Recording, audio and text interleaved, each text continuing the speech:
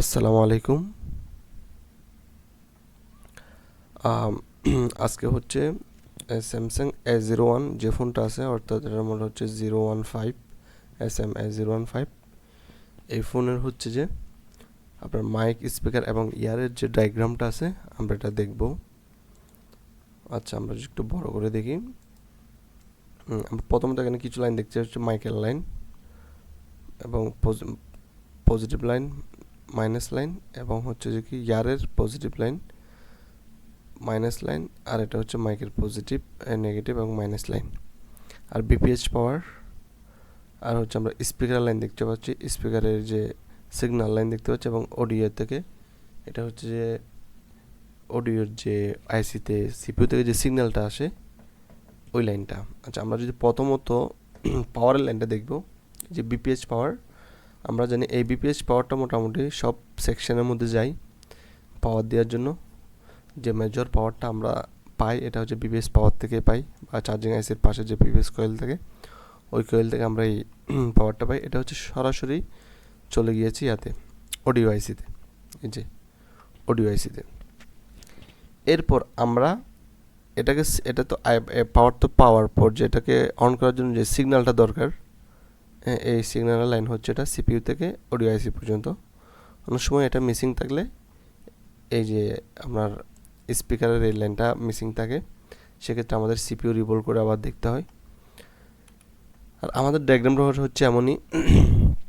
এরপর আমরা এটা পাওয়ারের লাইনটা দেখার পর এরপর এখান থেকে এই হলুদ এবং এই নীলটা, এই লাইনটা এই যে একটা রেজিস্টার হয়ে এখানে ক্যাপাসিটর টাচ করে, যে স্পিকারের মাইনাস এবং কি প্লাস, এই দুইটা লাইন আমরা স্পিকারের এর মধ্যে পেয়ে যাব। এই যে এটা হচ্ছে মাইনাস লাইন, এই তিনটা, এবং প্লাস লাইন, এটা হচ্ছে যেটা আমাদের রিঙ্গার বা বাজার আছে, ওই যে এই দুইটা লাইন, পজিটিভ এবং নেগেটিভ লাইন। তার মানে আমরা এতটুকু বুঝতে পেরেছি যে পাওয়ারের লাইন এবং কি এটা হচ্ছে অডিও এবং অডিও আইসি এবং সিপিইউর যে সিগন্যাল লাইন, এবং এই দুইটা হচ্ছে যে স্পিকারের লাইন। আর এই দুইটা লাইন এখান থেকে আমরা তিনটা লাইন পেয়ে গেছি, চারটা লাইন পাওয়ারের লাইন, এই দুটো হচ্ছে রিঙ্গারের পজিটিভ নেগেটিভ, আর এটা হচ্ছে সিপিইউর সিগন্যাল লাইন। আর এই দুইটা লাইন এটা হচ্ছে যে পাওয়ার আইসি থেকে আসে, এটা হচ্ছে কি line out negative, line out positive, এটা একটা সিগন্যাল লাইন পাওয়ার আইসির। এই যে পাওয়ার আইসিতে ঢুকেছে এই দুইটা লাইন। পাওয়ার আইসি আমরা জানি অডিও আইসির কাজ করে। এরপরে হচ্ছে যে আমরা যদি দেখি মাইকের লাইন যেটা আছে, মাইক যে আমরা বা কথা বলার সময় যে মাইক্রোফোনের লাইনটা আছে, আমরা যেটা দিয়ে শুনতে পাই, এই দুইটা লাইন হচ্ছে এটা মাইকের পজিটিভ এবং নেগেটিভ লাইন। এই যে এখান থেকে ঢুকে সরাসরি এই কানেক্টরের সাথে সম্পৃক্ত, এটা হচ্ছে মাইকের লাইন। আমরা যখন কথা বলি এই লাইন দিয়ে এখানে সিগন্যালটা আসে। এরপরে আমরা যদি দেখি ইয়ারের যে দুইটা লাইন আছে, এই যে আমরা কথা শুনি যে ইয়ারফোন দিয়ে, হেডফোন, ইয়ারফোন যেটা আছে, ইয়ার বা বাজার রিঙ্গার বলতে পারি আমরা, ইয়ারের যেটা আছে আমরা কথা শুনি, এই যে দুইটা লাইন পজিটিভ এবং নেগেটিভ লাইন, এই দুটো সরাসরি এই যে এখানে একটা কানেকশন করা আছে, রেজিস্টার দেখতে পাচ্ছি। এরপরে ক্যাপাসিটর, এখানে সিগন্যাল লাইন এগুলো আছে। এরপরে সরাসরি এই দুটা লাইন এখানে চলে গিয়েছে। এই লাইনের মধ্যে আমরা যখন এগুলো চেক দিব, কোনো সমস্যা হলে বা আমরা প্রথমত স্টেপ বাই স্টেপ চেক দিয়ে দেখতে হবে। এরপর যদি আমাদের সমস্যাগুলোর সমাধান এখান থেকে করতে না পারি, সেক্ষেত্রে আমাদেরকে আইসিতে হাত দিতে হবে। আমরা আন্দাজে কোনোভাবে আইসিতে হাত দিতে পারবো না, আমাদের আগে প্রত্যেকটা লাইন চেক করে করে দেখতে হবে। যারা প্রপার টেকনিশিয়ান তারা সবসময় স্টেপ বাই স্টেপ কাজ করে, উল্টাপাল্টা আইসিতে হাত দিলেই হয় না। আমার যদি দেখা যায় কি এখান থেকে পাওয়ার না আসলে পুরো লাইনটাই সমস্যা করবে, এই এখানে সমস্যা থাকলে, অথবা এই আইসিতে সমস্যা থাকলে ওই লাইনটা সমস্যা করবে, অথবা সিপিইউ থেকেও সমস্যা থাকলে এই যে রিঙ্গারের লাইনগুলো সমস্যা হবে। তো এখানে সমস্যা আসলে এক জায়গায় না, অনেক জায়গায় হইতে পারে।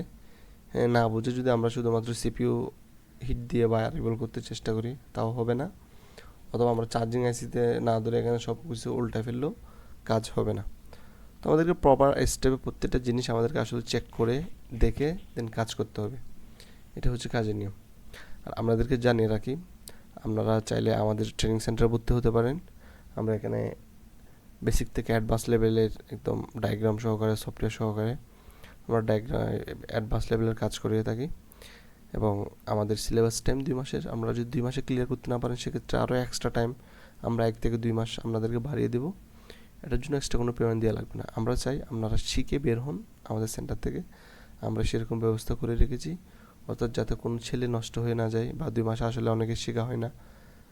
ম্যাক্সিমাম ক্ষেত্রে দেখা যায় কি 1 মাস, 40 দিন, 2 মাস এভাবে টাইম নির্ধারণ করতেছে বিভিন্ন সেন্টারগুলো, বিভিন্ন বিজনেস পলিসি।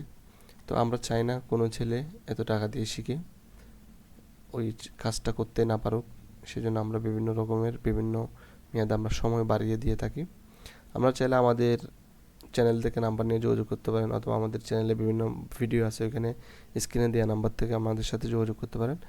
আমাদের অবস্থান হচ্ছে চট্টগ্রাম মুরাদপুর মোড়ে মক্কা হোটেলের পাশে। ধন্যবাদ।